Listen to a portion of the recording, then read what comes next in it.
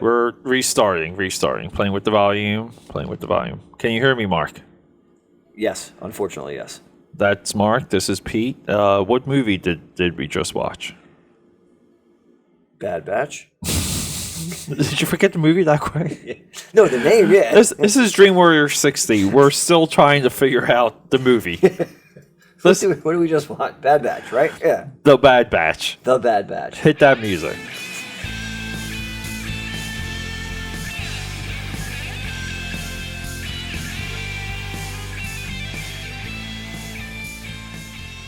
Oh, we're back. Damn right we are. Yeah. So, let me play with this volume. Why don't you tell me a story while I play with this volume? How about that? Is that better? I think that's better. It sounds louder. It does sound louder. I don't know if louder equals better. Yeah. What is even happening? What are we doing here? What is happening? We don't know. We have to get that. I don't know anything technically. I need you to become part There you go. Peter I and think then part Artie Lang from the Howard Stern show with all the crazy sayings with the push of a button. Have you seen? Did he just get recently arrested again? I mean, He had like the weirdest mugshot. Like his whole face is just like swollen. It doesn't even look like him. that's always his face. It's definitely on something. I can't believe he's still alive, dude. I think he's just one of those people that's like the example of how much abuse a body can take.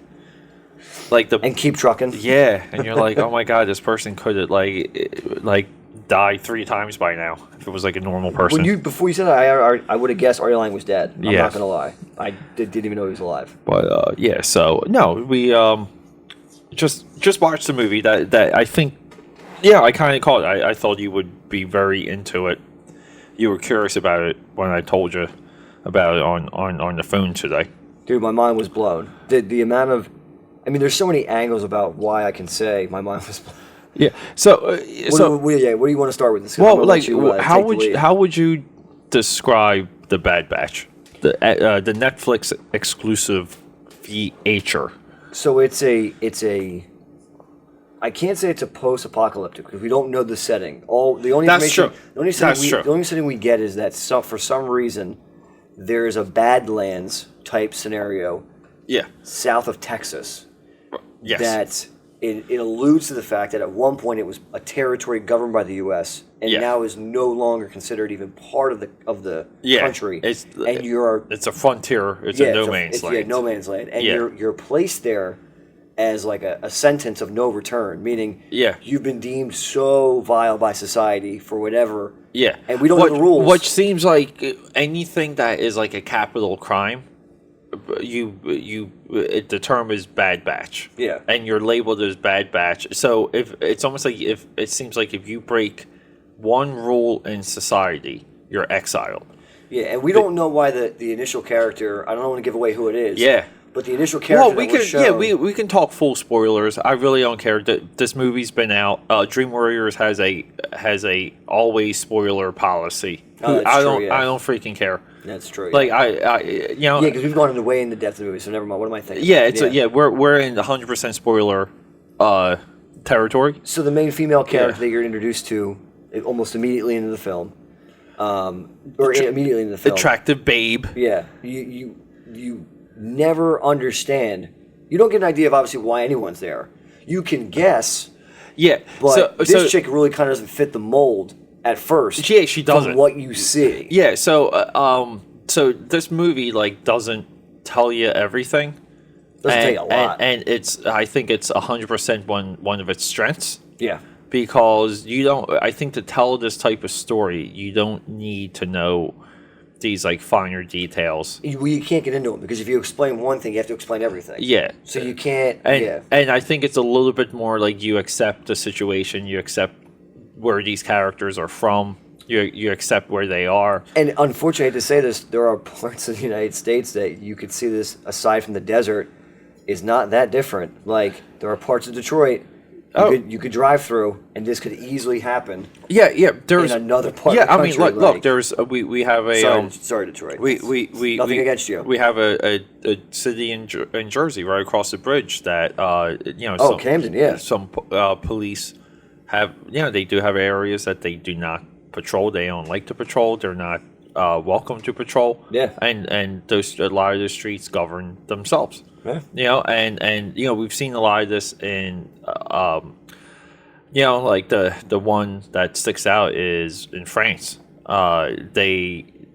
Some of the immigration, the like Islamic terror levels, or the, you know, like the people that occupy some of these, I forget the exact term, but they're like blackout areas. Yeah. And you know, they're even listed on their website, like the tourist website. Yeah, like don't go to these areas. Yeah, they're like no-go zones. Yeah. Okay, and this is something we're seeing a lot in Europe because of the mass immigration, and we're not going to get into that. So like like this is something similar. So the movie begins with this woman. She gets you know, placed outside the fence. Yeah, she is getting processed from prison. Yeah. Okay, and then you're to assume that something happened in prison to exile her into no man's land. Yeah. So even in prison, there's a potential for rehabilitation, but in certain scenarios, you're so far gone that once you serve your sentence, this isn't considered prison anymore. But you're banned. You're shunned from society into whatever this is. It's almost like you're set free on the other side of the wall. Yeah. Okay, and if you make it, you make it. If you don't, it's out of mind, out of sight. Yeah, and it's not our problem anymore. So one of the which I'm fully supportive of this as an actual movement. Yeah, sorry. Yeah, and there's only one point in the movie where that gets delved into, meaning that when she's you know, and I guess like the whole point of this movie, if there was a point, is that this is a long road to how two people potentially come together, like her and Jason Momoa, or Aquaman. Yeah, let's just call him Aquaman. And spoiler alert. Yeah, and it's just like how the two of them come together in this brutal, savage world. Brutal. Okay. Yeah. Like if you have a weak stomach. Yeah. Even for some non-visual things. It doesn't even. Yeah. It's just what the implications are. Yeah. What the implications are. Which is masterful filmmaking. Yeah. Like this movie. It's rough, man. In my eyes, is the height of what filmmaking is. Yeah. Because of just the complexities of what they're doing. Yeah, and what you know by not seeing, what you assume from what you see, the road that leads you down, and it continues to sculpt those assumptions, like you're like it's building on top of itself, and it is masterful filmmaking. It's limited filmmaking, it's low budget filmmaking, even though they had incredible people, and I mean, like, this movie's stacked when it comes to. I kind of think that's why they had to make it the way. Yeah, they kind of had to keep it low budget because how could you afford to with all the people in it? Yeah, I just view that everyone just did this movie for a couple bucks, and was like, I just want to like show up and be loony. Yeah. Like let me be crazy. Can I please be crazy? Give me a little bit of money. And you know what's funny? I'll show up and be crazy for your movie. And we talked about this earlier, and I'm going to give you a huge spoiler. Jim Carrey's in this movie, and I think Jim Carrey's character. No words. Doesn't speak at all. Yeah. And I think for him, I see him just from having watched the documentary on Netflix. Oh yeah. About the Andy another Kaufman. Netflix masterpiece. Oh yeah. Yeah. You know him playing Andy Kaufman. If you haven't seen it, you have to watch it. If you haven't seen Man on the Moon, I'd actually watch that first, because I feel like it does help having had seen that movie. I knew what he was referencing. Yeah. And they show clips of the movie, but if you didn't know who Andy Kaufman was, you can really get a good sense from just watching the movie. Yeah. And then you understand the documentary a lot better. So real quick too, just dialing this up on Wikipedia. On the. Just the main credits on the sidebar. They don't even list Jim Carrey. Like he's not even like kind of like listed. He's in the overall cast, but he's not like it's like he's not even on Wikipedia like billed in the movie, which is kind of cool. The movie too had. I'm just looking some of this stuff up for the first time. It's $6 million budget. Wow. Yeah, which is like, look, the latest movie you and I saw together was a $300 million movie. Actually, no more than. Oh well, yeah. Well, 300 to get it on screen. Yeah. And then there was like another 150 million just to tell people about it. Maybe hey, this is gonna be on screen. 150, maybe even like 175. Yeah. Hey, this is gonna be on screen. Yeah. So it's maybe like a 450 effort. This is 6 million. Okay. I think this is one of the best movies I've seen this year. Well, actually, it's a 2016 movie. Wow. It's billed as so here. You want?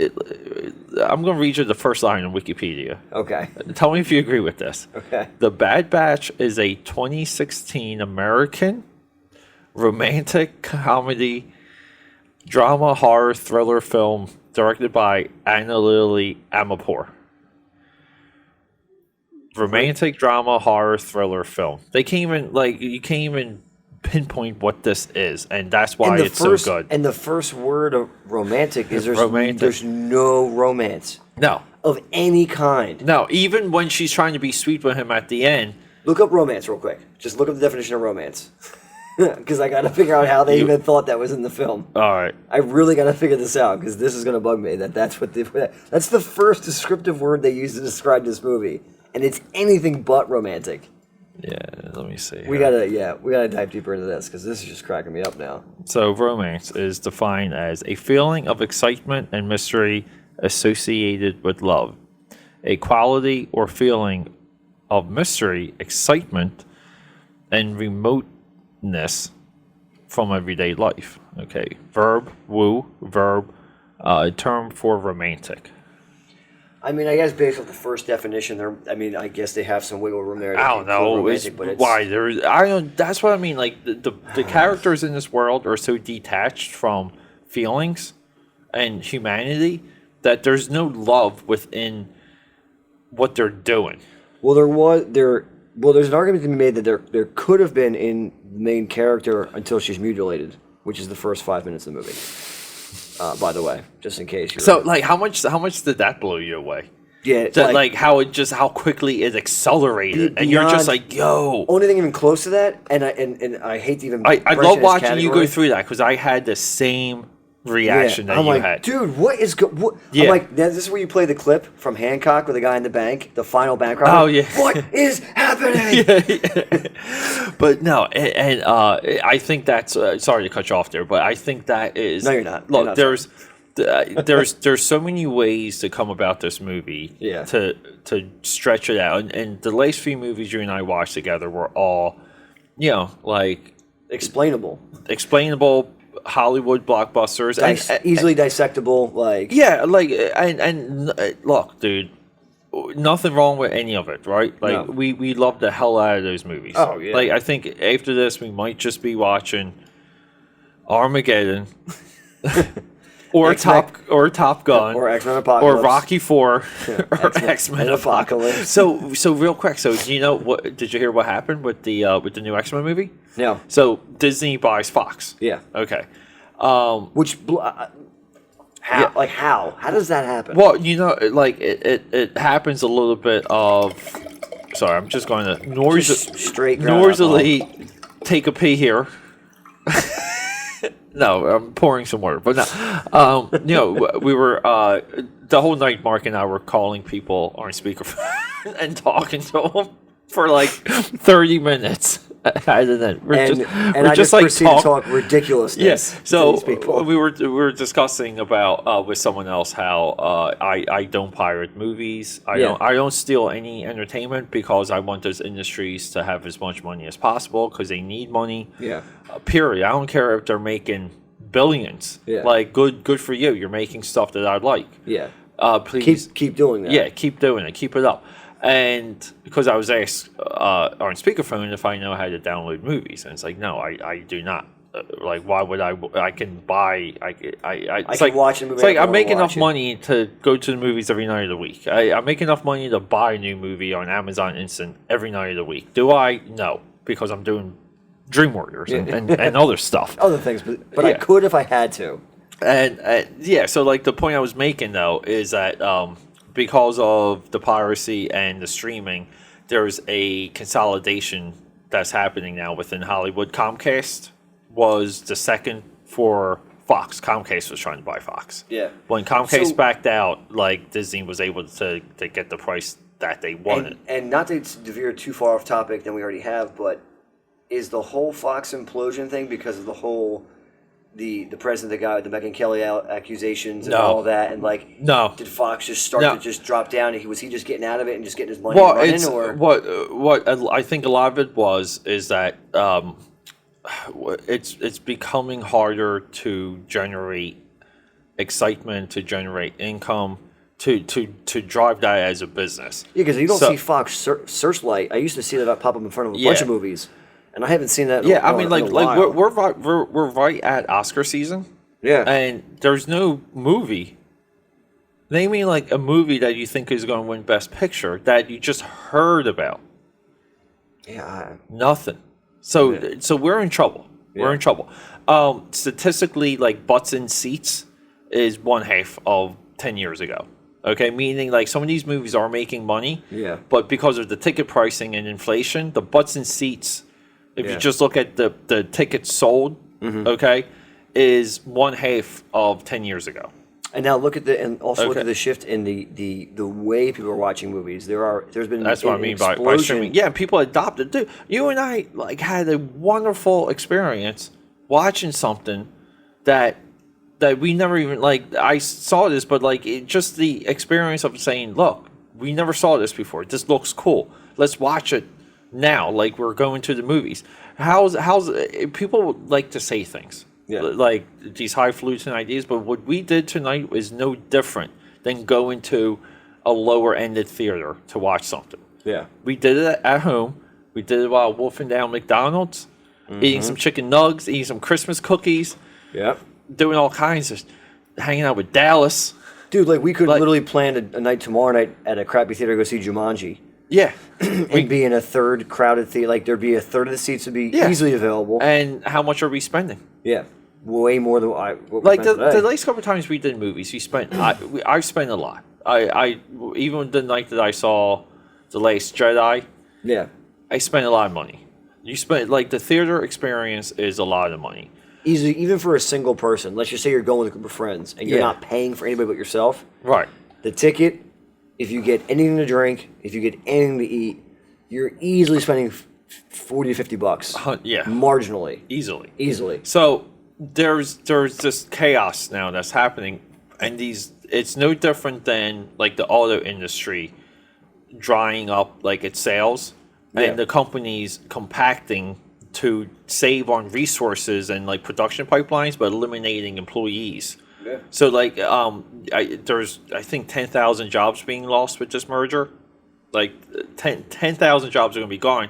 But what Disney's gaining is they're gaining a content library. Yeah. They're gaining a entertainment network with the Fox television side, and they're bleeding cable subscribers through ESPN. Like their stock's dropping because the cable subscribers are falling. Yeah. Okay. And then they're building into a streaming service. Disney announced that like a couple months, maybe like half a year ago. Yeah. And Fox was a majority stakeholder in Hulu.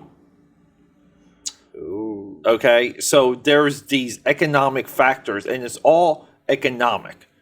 Okay. It's because now Disney's like, look, like we have to make these capital investments to do this, to do that. And Disney's just saying, look, we can go in, we can get this. They're not thinking about making alien movies and all these others. They're thinking of the shortcuts that happens when they make this acquisition. The only reason why this acquisition is viable to Fox is because Fox sees the future too. Fox is like, yeah, we're going to die. You're going to die. You know, it's Netflix or nothing. Yeah, let's just combine forces now while we can. Right. And while it still makes sense for us to do so. Yeah. And we're not going to be we're adapting prior to everyone else seeing the inevitable future in either A, not wanting to admit it, right, or just not seeing it. Thinking they're too big and above it, which is I'm sure I know how successful you are. There's nothing is forever. Nothing lasts forever. Nothing. So, you know. You're bringing back flashbacks of my last relationship. Me and you both, buddy. But yeah, so that's what. So real quick too, like why I got into this is that so when the merger happened, Disney Fox did one good thing, one bad thing. The great thing that they did, they said the Deadpool movies will be R-rated. We're saying that right now. We're sticking to R-rated. Wow. Okay. The second thing was like, we're done with the X-Men movies. No. Even though they shot the next one. The next one shot. They filmed it. And they're not finishing it. It's over. Dude. Yeah. And what was the theme of it? It was Dark Phoenix. Dude. So Jean Grey going crazy. Yeah. And they're not doing it? It's over. But here's the silver lining is that if they're choosing Deadpool, the Deadpool thread of the mutant cinematic universe. Yeah. Like his X-Men, like his Colossus, who's different than the other Colossus. Yeah. Like his thread could be the X-Men franchises.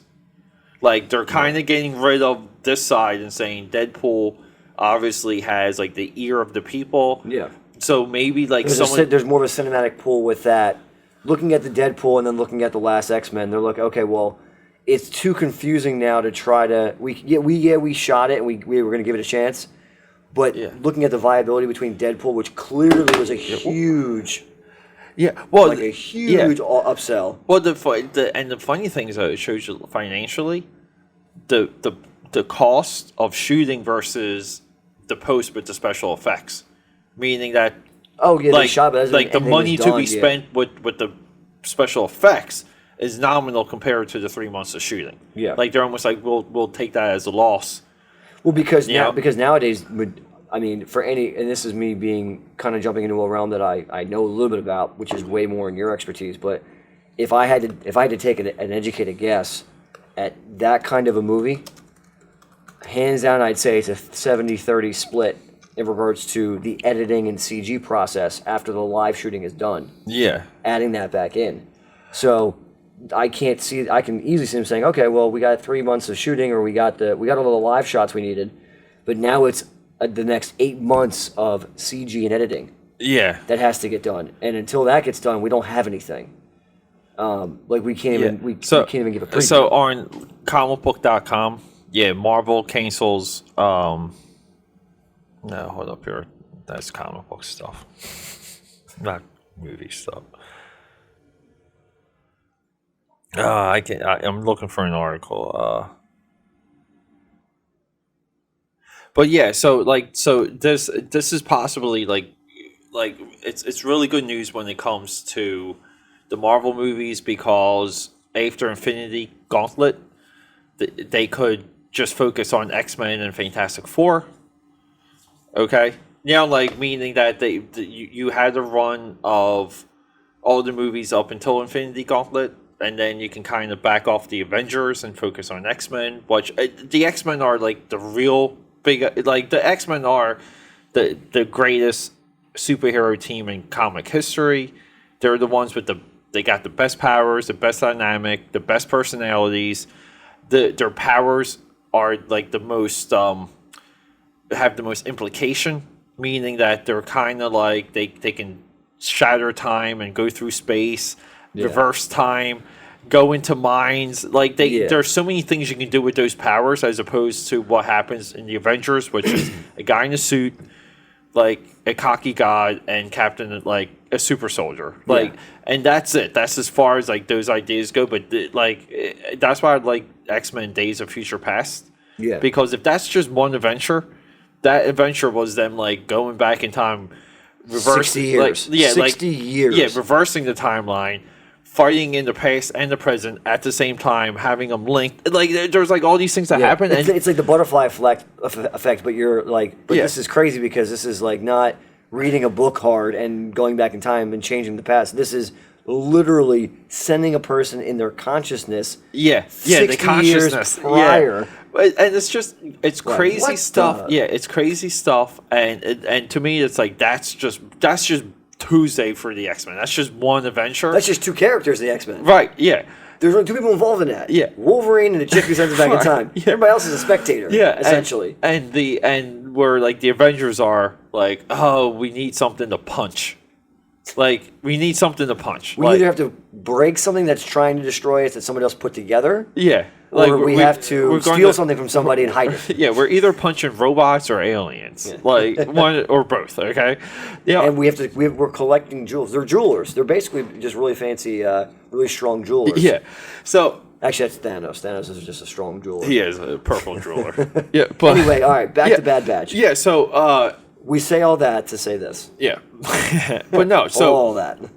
So I think that this movie online has bad write-ups, bad reviews. Oh yeah. I don't like it's. Is there any indication of any kind of money generated, even though it wasn't a box office? It says it made 180,000, but I don't know what the Netflix deal is. Like Netflix could have given them 10 million for the movie. Yeah.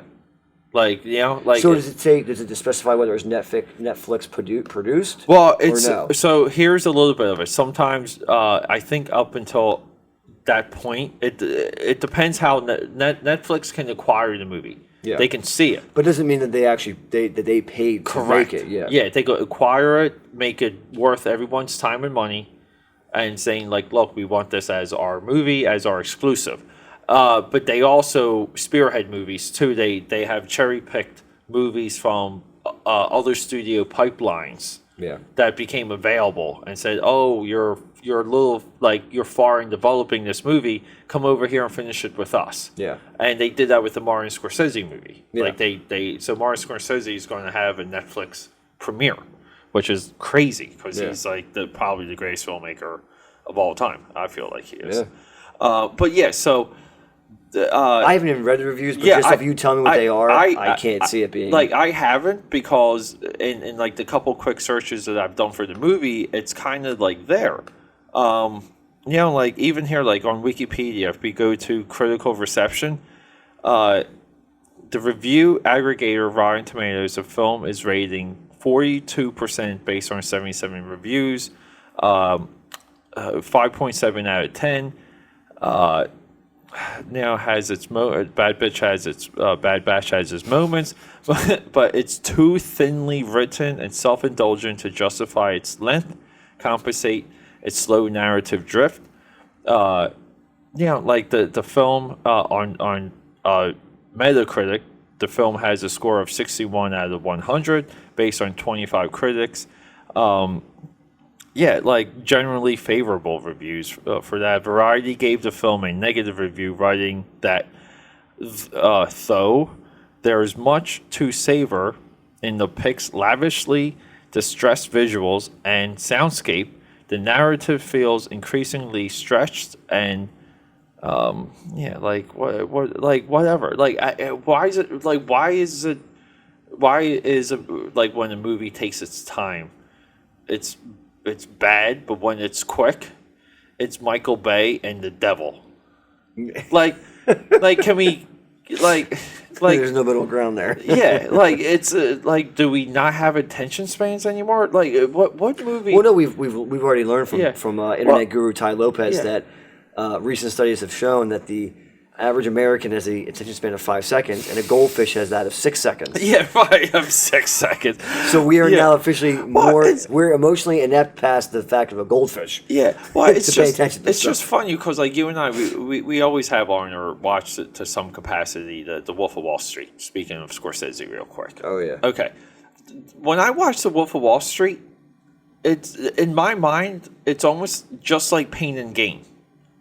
Yeah, they're almost the same freaking movie, and I'm just kind of like, even though one deals with murder, like they murder people in Pain and Gain, but it's like just the way, like the flow and the beats, and the humor versus heightened drama. Yeah, I'm like, okay, one's considered a masterpiece, and the other one's bashed because it's a quicker movie. Yeah, like. It's a 2-hour movie versus like a 2 hour, 40 minute long movie with Wolf of Wall Street. Yeah. And like pace is, I mean, it even got to Last Jedi. Like they attack Star Wars with pace, where people are saying, the movie starts off so so slow. Oh, you mean like when they're telling you about the story and the characters, when they're explaining things to you? Yeah. And people are like, I love the third act. Like Rogue One, same thing.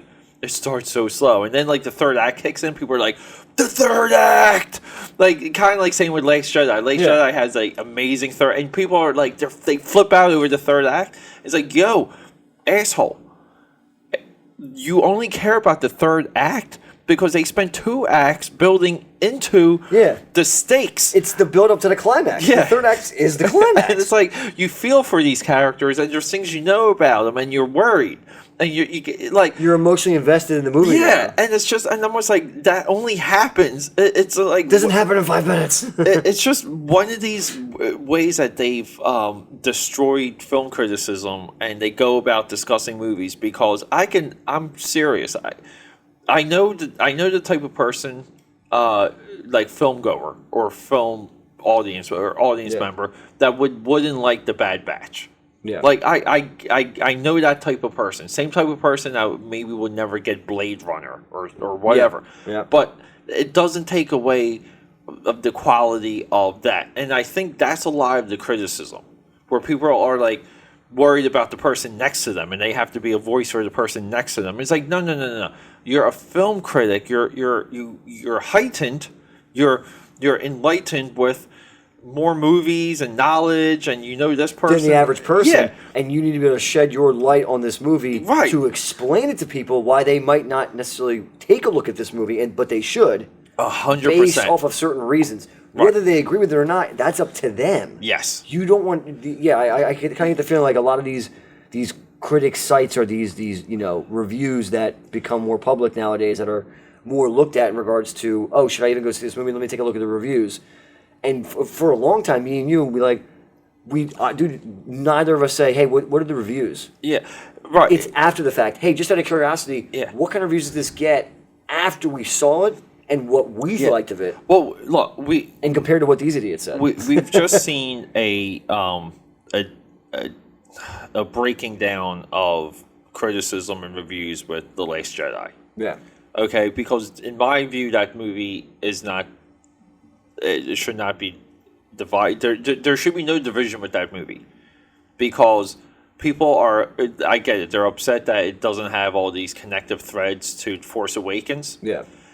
You were worried about not seeing Force Awakens to see Last Jedi, and technically, you don't even have to watch Force Awakens to watch Last Jedi. Yeah, and after all this, which is crazy, because when was the last time you could say that about a Star Wars movie? Yeah. When you're just like, no, just sit down and enjoy the freaking ride. I've never been able to say that. But, well, maybe I think so. The one with the little when Darth Vader's a little ass kid and he's riding around in like the first one pod racers and stuff. Yeah, that one. But even I never really saw that movie, and I saw the next one, and I understood it. Yeah, but right, I'm not like, but it's almost like even to watch. That's the only example. Though. Yeah, but that's even to watch like episode 1 is important, because maybe by that point you know who Darth Vader is because you saw the original 3. Yeah. So episode 1 becomes important because you know who that child is. Yeah. Last Jedi is almost like, all right, like here's who the characters are, and go. Like, and it's and go. Yeah, and it's in the middle of a trilogy, and this movie ends, and you have no idea what can possibly happen next. Mm-hmm. And these are all concepts that have never been explored, attempted, conceptualized in a Star Wars movie. So like it's completely fascinating. Even though I get the backlash, but at the same point though, it's not up to you to make decisions for people. And I think that is everything with Last Jedi. It's all clickbait. Yeah. It's all advertising, like dollars running through these articles and YouTube videos.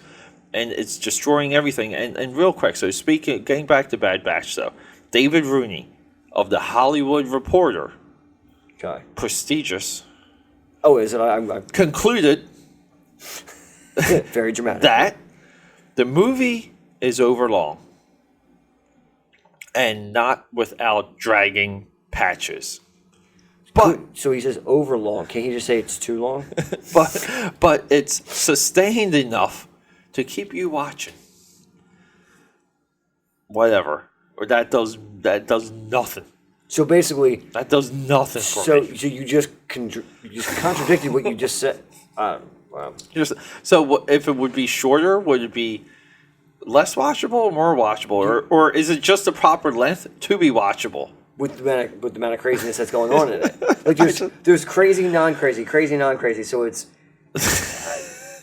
But you know what? Like even that scene where Aquaman kills the guy trying to trade with him, the black guy. Yeah. Where that as soon as that scene starts, there's no dialogue, and there's tension. Yeah. And that's filmmaking. And it's palpable tension because he puts her behind him. Right. Because he knows it's almost like Beyond Thunderdome, like 2 men enter, 1 man leave. Yeah. There's no dome. But the prize is the chick that's behind him. He already has the prize, quote unquote, in this scenario. Yeah. And the guy just wants to trade because what he has is valuable to the guy because he thinks the guy's stuck there because there's no fear. Or he doesn't want to trade. And has nefarious intentions. And Aquaman knows that. So, yeah, Mark's taking his pee now. He just broke the seal. But no, and like that's what I mean about filmmaking. And there's tension in that scene. And even though you don't know, just it's okay. from camera angles. Yeah.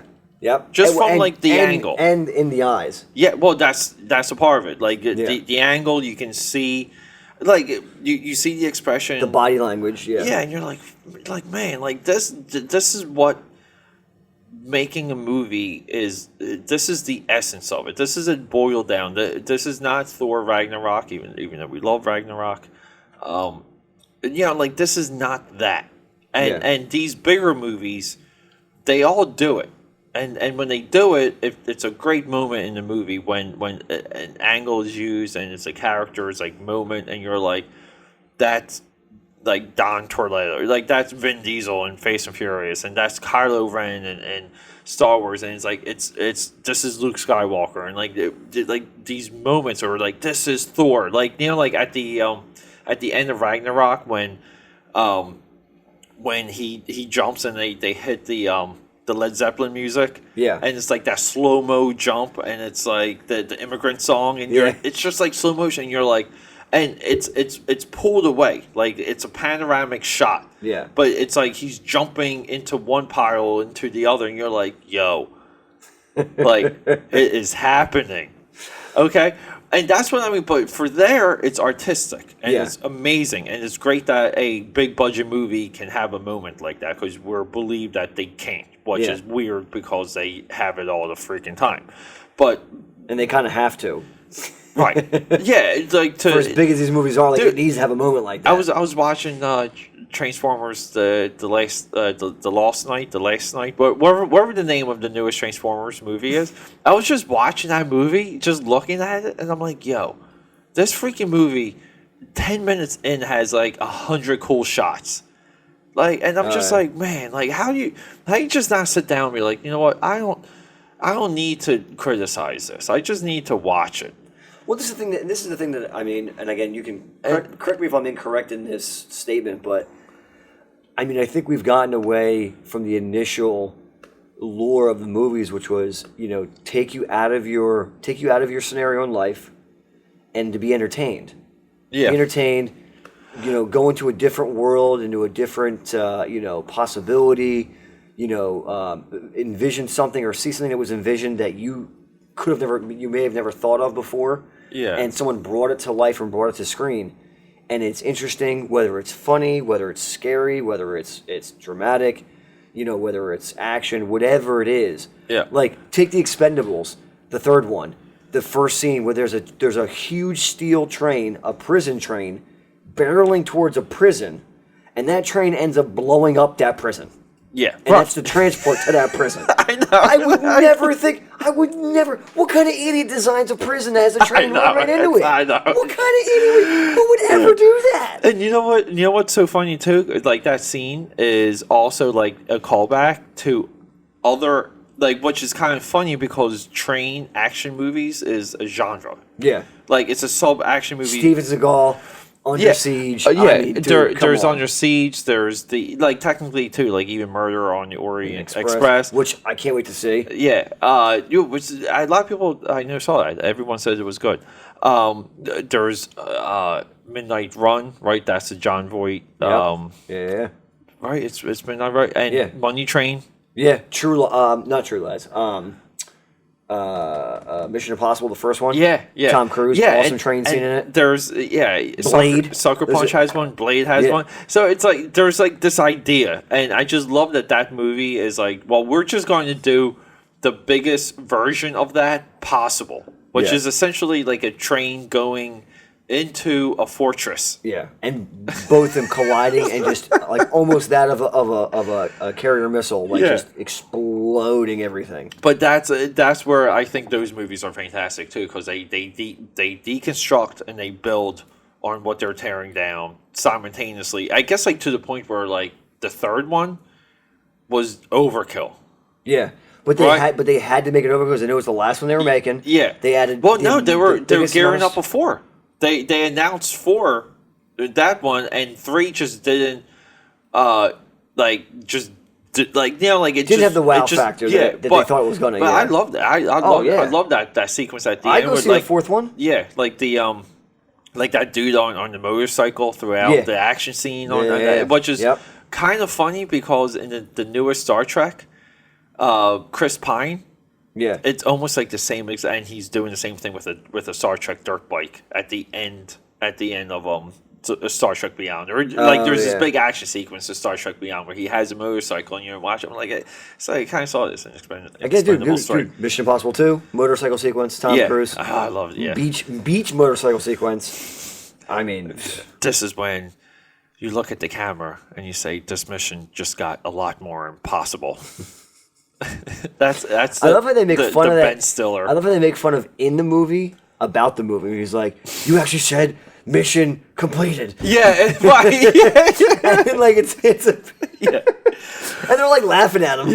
Well, I even like that the third movie they go into the detail of the technology of the mask.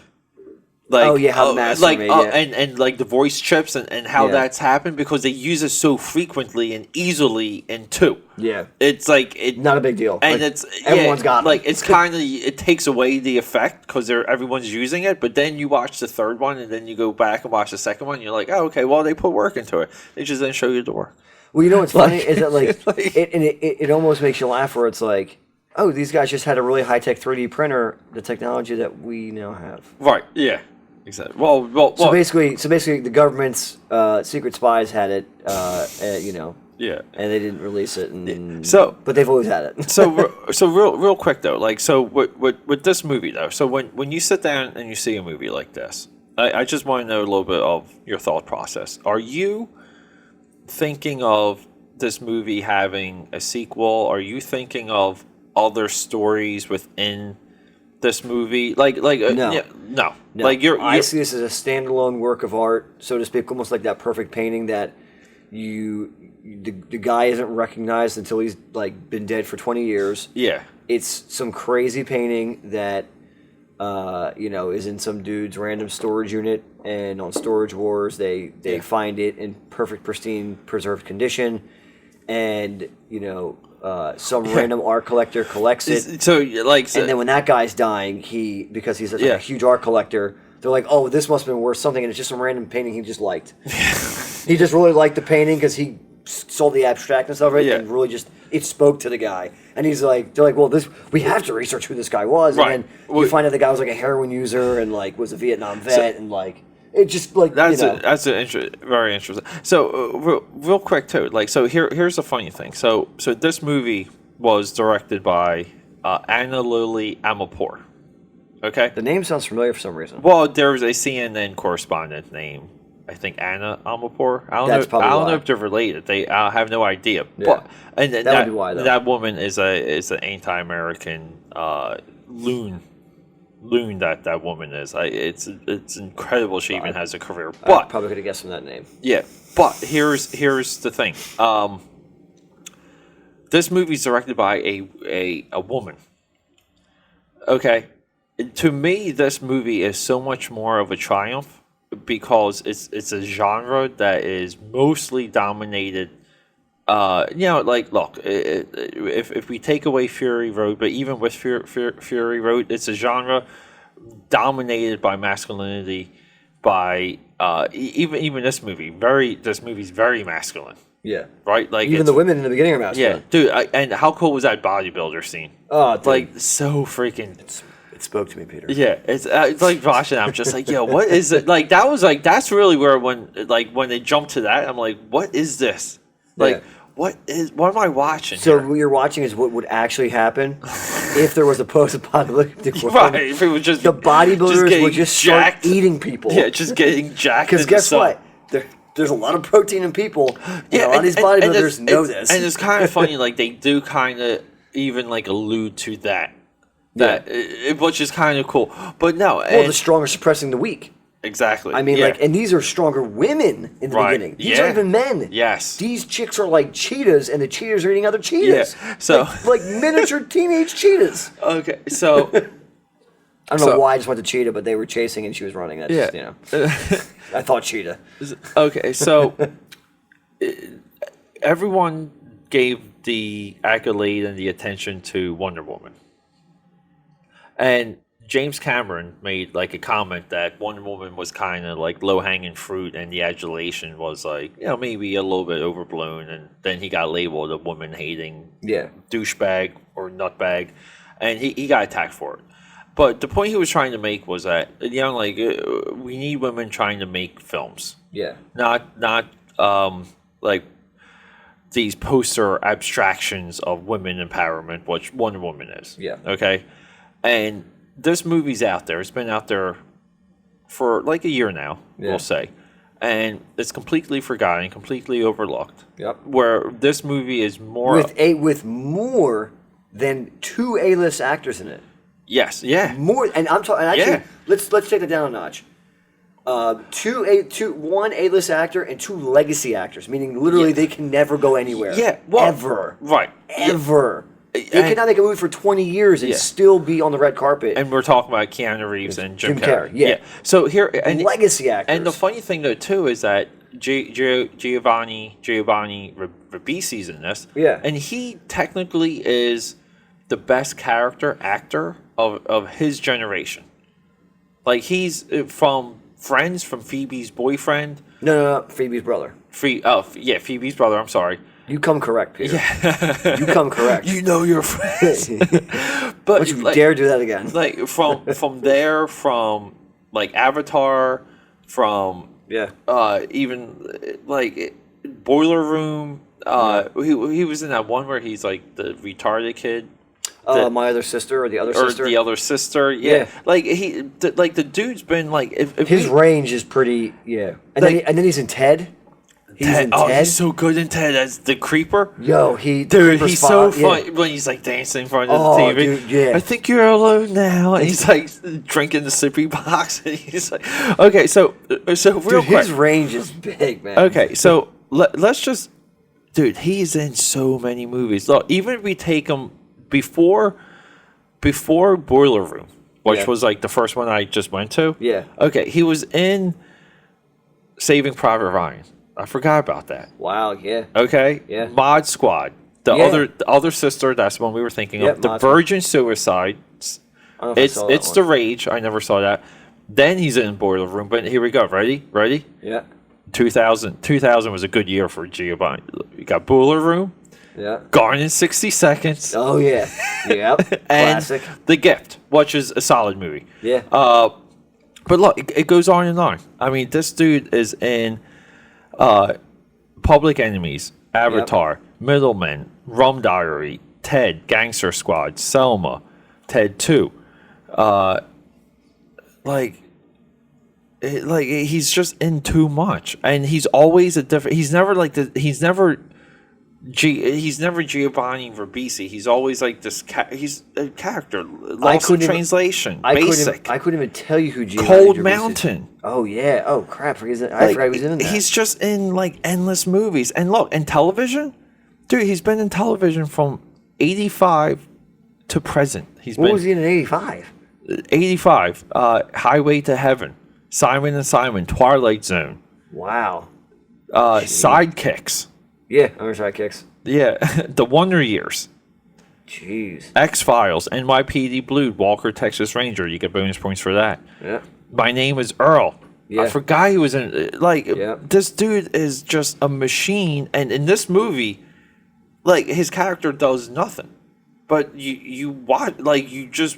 Oh, he does something. It's a whole lot of crazy. Yeah, but I just mean like something. the character has like zero impact other than him. His interactions with the main character. Yeah, and him transforming himself, and you're just there, and you're like, yo, like, god damn it, dude. Like, he acts.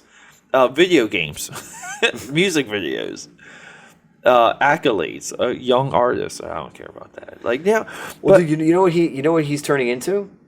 Of our generation. He's 43 now, too. Yeah, you know what he is for our generation?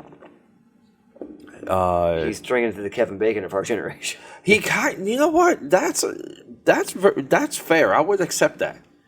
Like he's in so much stuff. It's like 6 degrees separation from Kevin Bacon. It's like, dude, I guarantee you can't name 3 actors in a row that aren't somehow in a movie or project with him. Yeah, he was nominated for Primetime Emmy for My Name Was Earl. Yeah. So I mean, like, and dude, he's not somebody you see in anything like publicity or tabloids or anything like that. He's not just, that I know. He's just a dude that works, man. Yeah. Like, and I respect him so much for that. And you know, he reminds me of a less well-known Shia LaBeouf, meaning he does a lot of projects, and who knows if it's because he's interested in him and he's undercutting his own cost because he wants to be in the project, but at the same time he's in so much diverse stuff, even more so than Shia LaBeouf. But he has like that. People argue that Shia LaBeouf plays the same character everything he's in.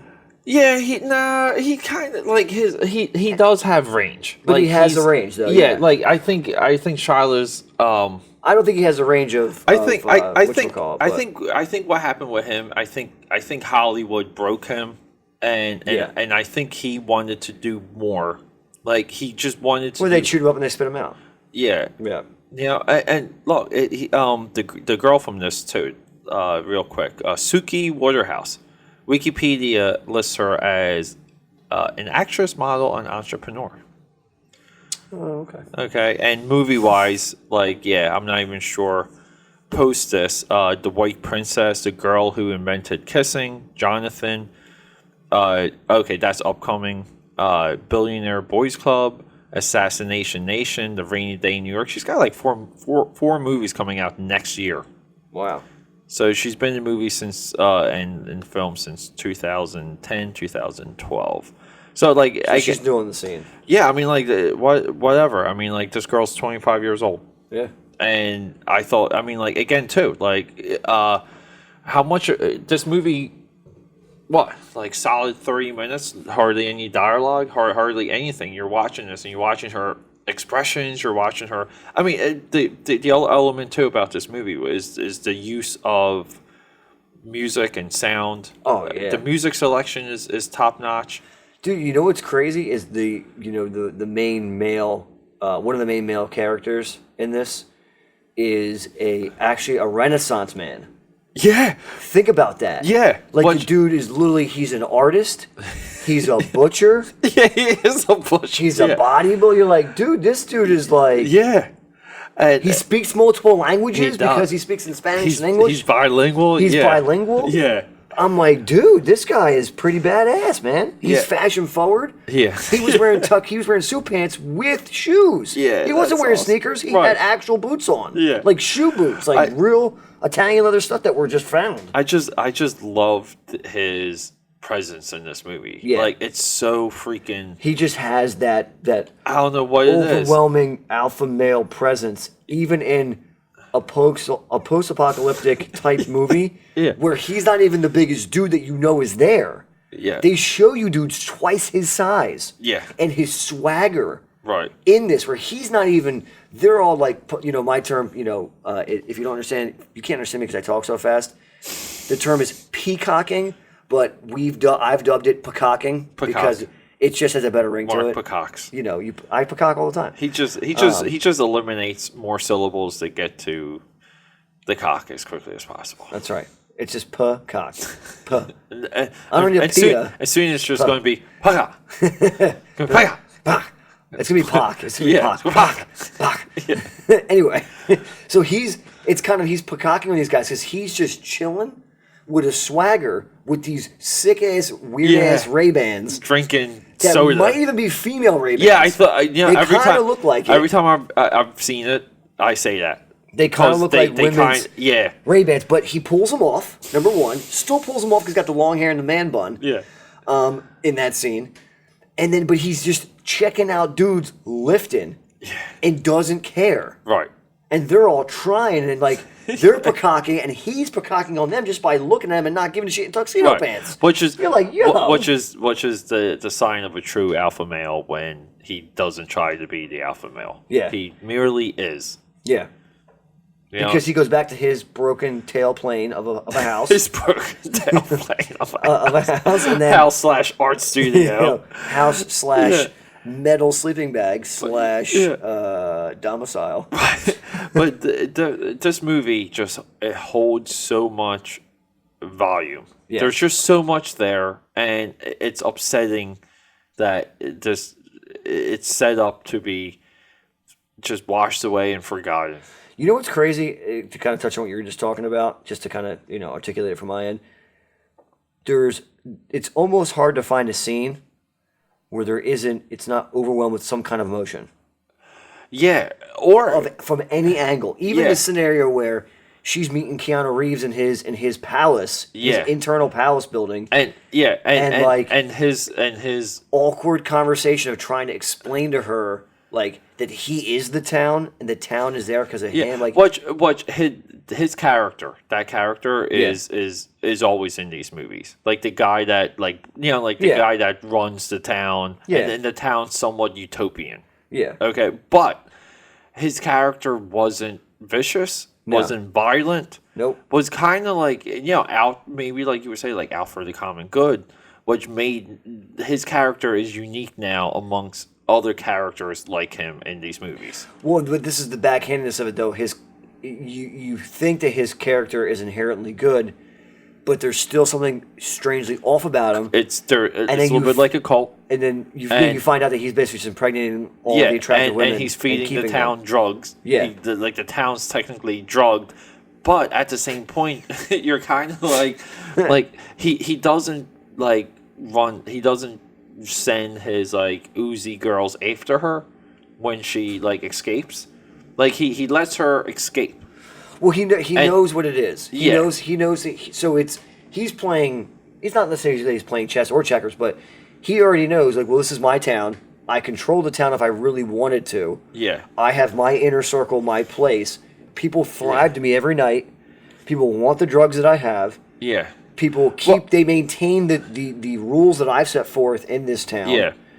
And it hasn't gotten out of control. There's been no breakdown of it. So it's not going to change. Right, and they're not cannibals. Which is because that was not yet, because that was the town. Well, no, that was the town that had the noodle cart. There's some level of commerce and there's bunnies you can eat or buy to play with. And it's just his. But that's part of that's the mystery is that you don't actually know how does that work. He's just got. She just all of a sudden 5 months later has a house that's there. Why is the guy on the street not living there? Why did she? Get a house? And she's doing something for money. Yeah, and you don't know. Right. Yeah, you don't know what's going on. But you don't have to know. You realize is that somehow everybody has a place in society if they want it. Yes. But if they don't want it, they're not bothered. They're Great not. point. The crazy dude lives on the street with carts and stuff, but he's got all his stuff and he doesn't get stolen. He's like, I don't want to be a loser. I want to be a finder. I want to find things. Well, because he's like, I lost something. I don't want to be a loser. I want to be a finder. You better find that stuff in your head, dude. But no, this movie, even when she escaped at the end, it's kind of well, they basically tell her don't come back. You're not welcome back here. Yeah, you've worn out your welcome. Yeah, but it's still kind of he liked the girl, the child, him and his wife or the queen bee. Yeah, like the kid, and you're almost okay, they're setting this up that when she escapes with the kid, they're going to hunt them down, and then her and Aquaman are going to have to fight their way back. But it's like it's not even that. Like you don't know they do they put a spin on it where you think that could actually happen or that's possible for happening. Yeah, but that's where like it diverges because usually that's how it would go. Yeah, like it would be like, okay, this guy isn't like so nice. Yeah, he's a maniac. He sends his throngs of cult followers. And now he's going to send everyone after, and then they're going like, but no, like the whole movie is we're going to eat a bunny, and we're going to maybe be with one another. We're going to give this a shot because this world is because I think like she spent 5 years there, and no, at 5 years or 5 months. Oh no, 5 months. 5 months. Yeah, so we're maybe a year. Yeah, so like her time there, like she's desensitized to I think their rituals and it being as civilized, we'll say, like as it is. Yeah. To where like him, Aquaman and his world is more appealing by the end of that movie. Where she's saying like I want to go back with you. I like it there. I like it there more than I like it here where it's safe. Yeah. And you're kind of like, all right, like the girl doesn't come off as screwed up in the beginning of the movie, but she's obviously off. Yeah, like she's as scrambled eggs as everyone. And we know just because don't see it until the end. The dude facilitated her arm and well, actually, see, we don't know that. We don't. There's no. They make a connection because I think you see him going into that another space with one of the women that was part of taking her limbs. Yeah. But they never give you the info, and it's so weird too because I guess like even like how that's set up. Yeah. So you cut off their limbs, you chain them. Yeah. And then no one else in the area messes with your like meat or with your like human. Yeah. Because some of them are chained like across from one another. Yeah. And it's almost like, okay, so that guy knows not to go over here in this part. Like, is it that civil, or are they doing something else with what they're cutting off? Like, is that a part of the community pot? Because like even when he kills the black guy, he cuts off the limbs. Like he chops off the arm. Yeah, he leaves the hand. He chops off from like the elbow forearm, down. Yeah, the forearm, yeah. Well, I think I think they've learned and evolved that there are certain parts that are easier to cook, maybe, yeah, and easier to eat. Meaning the amount of whatever it is, like it's faster to cook this because it's the same size as the limb of an animal. Yeah, and like you see him putting the work in with the woman that he mutilates, and taking her spine to create ribs. He makes human ribs. Oh my god. But I digress. Yeah, so I say all that to say that I just love that this movie. It's the dude that she ends up with is quite frankly probably the guy that could have that facilitated her losing her limbs. Yes, and then he doesn't even know. This is the best part. They don't allude to the fact of him ever finding out that she actually killed his current partner, the woman that he was with. Yes, she killed her point blank, shot her in the face. Yeah.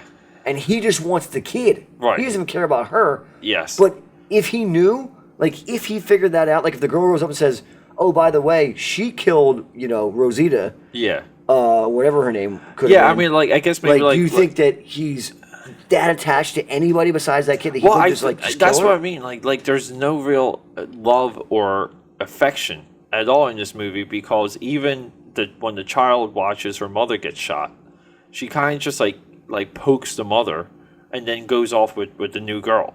Because again, we don't know. We don't know if that was the mother. Well, right. We don't know. That's true. Yeah. So like you assume, but that could have just been the person that they could have ate her mother, like for all that we know. But I think like this is a world that again is brutal and is savage, and we're seeing it on an emotional way that we never saw in, like comparatively speaking, Waterworld or Road Warrior or even Fury Road. Like Fury Road has a level of compassion to it, and there's like a level of empathy within the characters. If I had to say anything, I'd say Waterworld is actually pretty close to the theme of this, where you had a society of people that were in a small town that they protected each other. Yeah, they didn't rape each other. They didn't do it. They had a commerce. Yeah, but then you had the others, the big floating the tanker. Smokers. Yeah, the smokers. Those were the cannibals. Those were the crazies. Those were like the. Well, that's which is So again actually, like that's one of the characters like you thought Keanu Reeves was going to be. Yeah, where you thought and the only differential is that it's on water, and this is a desert. Mm-hmm. It's the other extreme. That's all it is. But even with that, like to where like how even Waterworld and even Fury Road has this like green. There's this paradise that they're trying to make themselves to, and like this movie's like, look, there's no paradise. We think these two people like each other, and they just ate their like daughter's rabbit and fed it to her as she was like crying. Yeah, which is like the only real emotion you see in the entire movie when that little girl is crying. Yeah. And like that's and you're no, you see the emotion when the girl before he snaps her neck and then eats her. You see the emotion when she's trying to get her limbs from being. She doesn't know what's going on. She wakes up in shackles and like. Well, that's the thing. Even down. her waking up and like going through. She starts freaking out. Like she doesn't know what's going on, and then by the time she figures it out, lights out. It's good, man. Like I don't know. There's so much about this. I kind of just want to again watch it again because you know what's coming and you just. Like well, this is like the there's so much here. I love it. This is the abstract Mission Impossible movie because when you first saw Mission Impossible, the first one, so much shit happened so fast. You're like, I missed half of it. Like I gotta watch it again. Like I gotta go see this movie again, or I gotta get it on VHS. Yes, I'm dating myself right now. There you go. You gotta get it on VHS and you watch it again. You're like, dude, I missed like 3 of those things from the first time I saw it. Yeah, they hit you a lot too with like the double triple cross. Yeah, a lot of quickness and that whole like ballroom scene. Yep. Where it and they kill what's his name, Emilio Estevez in the elevator. Yeah. And I remember watching it in the theater. I was so happy he was in the movie because I'm like, Emilio Estevez is back because I always liked him in Young Guns. That was his I would venture to say that was his last big movie. Yeah, and he's only in the movie for a couple minutes. And dude, you know what the best part is? The last comic, my favorite comic who's been passed, God rest his soul, Patrice O'Neill. Oh yes, who went on the Charlie Sheen roast, talks about Charlie Sheen. At the end, he goes. Something along the lines of, Emilio Estevez, like this, and this is the good one, and he can't. His career is over. Yeah. And this dude he's like, fuck Tiger Blood. He's selling his own blood. Yeah, I love it. And he's talking about like this dude he's shitting on money in Hollywood. Yes. He's banging hookers, doing coke. And he's getting hundreds of millions of dollars to just leave a program that he is the catalyst of. That's awesome. And just to leave it alone and to just go away and silently into the night and let Ashton Kutcher take over for a few seasons. Let Ashton Kutcher. Just let us bring somebody else in and just take your money and go. Take your ball and go home, please. Yes. And he's like, and this is the good brother can't get one to save his life. That's awesome. Like he's done. He ain't doing nothing. Oh, that's awesome. But no, awesome movie. Highly recommended. I think if you're into anything regarding like if you're into anything, if you're into anything, if you're into butchering meat, if you're into art, if you're into music, I just think if you're into fences, if you want to see a movie made on the aesthetic of filmmaking, that is with some top notch acting. Yeah. Like this is a filmmaker's journey. It's a filmmaking piece. Yeah. I can't recommend it enough. Some of it might be off-putting, but good. Let it be. Like the best art is off-putting. Yeah. Let this movie on. But then again, it's still even like hopeful by the end, which is interesting. You know what's off-putting to me is the fact there's a huge paperclip right across from City Hall in front of a building. It's the dumbest thing in the world to me. Like, I'm just gonna make a hanger. I'm gonna make a huge 50-ton metal hanger and put it up this way. This is art. And that's where we are. And I'm like, that's off-putting to me. That's off-putting. This movie's not off-putting. This movie, I mean, it will be to the weak-minded and the weak-stomached. Yeah. Well, I think you nailed it. I think this movie is what's left for this movie is only to be discovered down the road, and then at that point to be appreciated. Yeah, it's not going to be. It's going to be one of. It's going to become like a cult classic, Yeah. Like Lost Boys. That was like underappreciated in its time. Like, and now like there's Lost Boy action figures, and that's where it loses it. So like we'll eventually down the road will we get the Bad Batch action figure line? I don't know. Will we get the Miami Man, Butcher? Dude. Butcher action figure. Pretty badass action figure though. It would be, yeah. White tuxedo pants with boots and a butcher's sleigh. Yeah.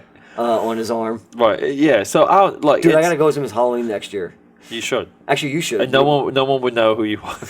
No one would know. Who is this dude? No one would know. Yeah. Bad Batch. But it's What's good. Up? So yeah, we'll sign off. So what's your official review? Yay or nay? Yeah, it's watching. Hands down. You have to. Yeah, I don't like doing points and stars and stuff. It's either like.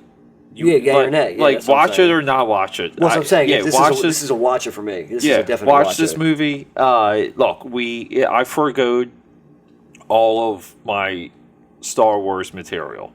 Yeah. I was planning to do 4 or 5 episodes for Last Jedi. I forgoed it because of what was happening on social media. I don't think that there's no real perspective on that movie now, and it's sad. The box office today, Monday, is 1/2 of where the box office was for Force Awakens. So there was expecting to be a little bit of a difference, but initially, like back before this, the blowback, but it seems like now it's having a negative effect on the Star Wars franchise, which is something as a moviegoer, you need a strong Star Wars movie. You need strong Marvel movies because the theaters make their money off of Star Wars and Marvel movies. Yeah. So it's very bad. When I saw all of this happening, I just said, like, I'm going to have to wait till I just want to do Dream Warriors again. You know, it took a week. I was so happy to find this movie. Yeah. Because I wanted to talk about it. We had good timing with you coming over tonight. Yeah. And you had time. I said, look, I just want to sit you down. I just want you to watch this. Like, I just want to watch this movie and let it sit for a little, and we have to discuss it. Yeah. And to me, like that, having something like that is awesome because we can do it at home. We have the discovery at home, and we're not going to a movie store. We're not wasting money. Like we didn't waste any money to watch this, other than time is money. Yeah. But if this is the future, if this is how movies are consumed, then it's very hopeful. Well, dude. Yeah. I mean, and again, you can agree with this or not, but I mean, I hate to say, the past 3 years, I think this is more so how movies have been consumed. Yep. More in the past 3 years than the actual movie experience. I think people still make it a point to go like on a movie night date or go to the movies to go see a specific movie. Yeah. But like for the majority, I think people are like they're just too busy with their lives, or they're like, I don't feel like paying $100 for me and another person to go watch this when I can buy it for $9. And guess what? I can pause it and go take a crap in my bathroom and come back and finish. Which is a good selling point. That Mark can take craps. Or I could be anybody. That's what they're doing in like the boardrooms now. They're saying, look, we got Mark, and he cannot pause his crap for this 4-hour movie. Yeah. So what are we really doing here? Do we want Mark crapping or do we not? That's not getting pitched in the. It is. I've read it on the blog. That's not the writer. I saw it on Facebook. It's true. Okay, signing off, Peter. Yep. Big Marky Mark. Big Marky Mark. Rock and roll. Mark's looking good too. You're hitting the gym. Good man's coming back. I mean, I'm not. That's what she said. I'm not ready for white tuxedo pants yet, but you know, soon. Maybe next Halloween. By next week. got 7 days, buddy. I got something coming from Mexico where they were at. That's what she said. Dream Warriors, number 60, episode 60. Signing off. Peace out.